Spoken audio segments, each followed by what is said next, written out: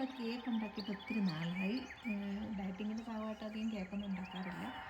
അപ്പം ഞാനിന്നൊരു chocolate cake ഉണ്ടാക്കി. അപ്പോൾ അതിനെ നമുക്കൊന്ന് ഡെക്കറേറ്റ് ചെയ്യാം. ബാക്കിയുള്ളപ്പോഴത്തേക്കും ഡെക്കറേറ്റ് ചെയ്യുന്നത് നമ്മൾ റെഡിയാക്കി വെക്കാം.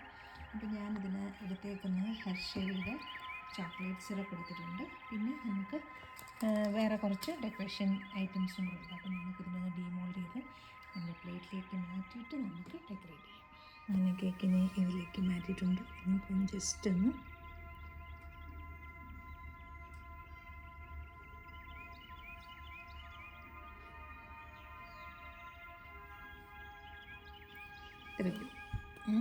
അപ്പോൾ ഇനി ഇതിൻ്റെ ഡെക്കറേഷൻ ഐറ്റംസ് ഇവിടെ ഇരിപ്പുണ്ട്. അപ്പോൾ അതിന് നമുക്ക് കട്ട് ചെയ്തെടുക്കാം.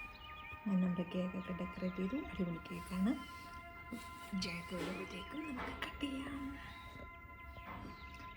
ഇഷ്ടപ്പെട്ടില്ല അല്ലേ?